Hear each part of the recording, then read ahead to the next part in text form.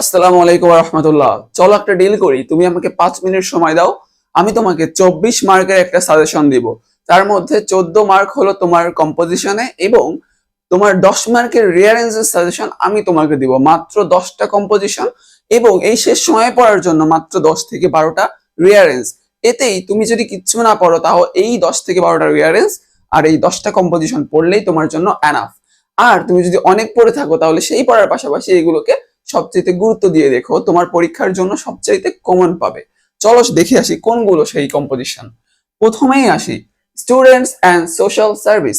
একটা শিক্ষার্থীর যে সামাজিক কাজকর্ম আছে যেগুলো করতে পারে সে, এইগুলা। তারপরে আসি wonders of modern science, patriotism, climate change, your childhood memories, July uprising 2024, female education, AI, aim in life, hobby. এর মধ্যে দেখো এই হবি, এআই এবং এর উপরে যদি আমরা একটু যাই ক্লাইমেট চেঞ্জ, পেট্রিয়টিজম এবং এই প্রথমটা এই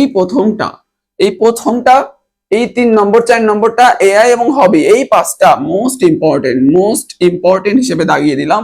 এবং এই মডার্ন সায়েন্স এইটাও খুবই গুরুত্বপূর্ণ। মোট এই 6টা, 10টা মাত্র কম্পোজিশন তোমাদেরকে দিলাম, এর মধ্যে 6টা সবচেয়ে বেশি গুরুত্বপূর্ণ, তাও দাগিয়ে দিলাম।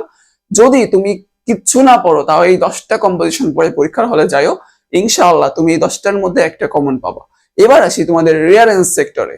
এইবার তোমাদেরকে মাত্র 13টা রিয়ারেঞ্জ দিব। যে 13টা গল্প তুমি পড়লে, গল্প না ঠিক, কবির জীবনী বা কোনো মানুষের জীবনী, এইগুলা যেগুলো তুমি একবার করে একটু রিভাইজ দিয়ে গেলে, গল্পের থিমটা একটু বুঝে গেলে পরীক্ষার হলে এর মধ্যেই তুমি কমন পেতে পারো। চলো দেখে আসি সেগুলো কোনগুলো।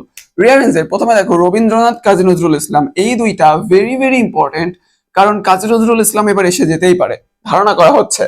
এরপরে দেখো Nelson Mandela, Aristotle, doctor Qudrat-e Khuda, Alexander and Porus, king Solomon, Buddha and the poor woman. এটা খুবই গুরুত্বপূর্ণ। নোবেল প্রাইজ, এই যে এই নোবেল প্রাইজে কয়টা স্টার দিব ভাইয়া? নোবেল প্রাইজে যতগুলো স্টার দিব শতগুলো স্টারই কম পড়ে যাবে। Nobel prize very very important. এবার দেখো রবার্ট ব্রুস, তারপরে হলো শেখ সাদি, এবং এইখানে আমি দেখো সক্রেটিস, এখানে সাইডে লিখছি, এবং দি লায়ন, সক্রেটিস এবং দি লায়ন। এই যে প্রত্যেকটা মানুষের জীবনী, এই জীবনীগুলো তুমি চ্যাট জিপিটিতে সার্চ করে দেখতে পারো, বা তুমি তোমার বইতে থাকলে সেখান থেকেই দেখে নিতে পারো। এদের সম্পর্কে যে রিয়ারেন্স গুলো আছে ওইগুলো একটু প্র্যাকটিস করবা, বা এদের যে গল্পটা সেই গল্পটা একটু চোখ বুলায় দেখবা, দেখবা মাথায় ঢুকাবা, পরীক্ষার হলে গিয়ে মনে পড়ে যাবে। সব তো মুখস্থ করতে হয় না, এই তো মুখস্থ করার জিনিস না। দেখো আমি তোমাদের কাছে 5 মিনিট চেয়েছিলাম, 5 মিনিটও সময় লাগে নাই।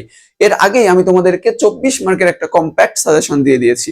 আর পরীক্ষার আগে পর্যন্ত প্রতিদিন এইভাবেই আমরা কম্প্যাক্ট সাজেশন দিচ্ছি এবং কঠিন জিনিসগুলো সহজভাবে তোমাদেরকে বোঝানোর চেষ্টা করছি। তাই তোমরা যারা নতুন আমাদের এই চ্যানেলে বা এখনো সাবস্ক্রাইব বা ফলো করো নাই, তারা এখনই ফেসবুক থেকে দেখলে ফলো করে দাও, এবং ইউটিউব থেকে দেখলে ভিডিওটা অবশ্যই লাইক করে সাবস্ক্রাইব করে দিও। অবশ্যই যেখান থেকে দেখো না কেন ভিডিওটা লাইক করো।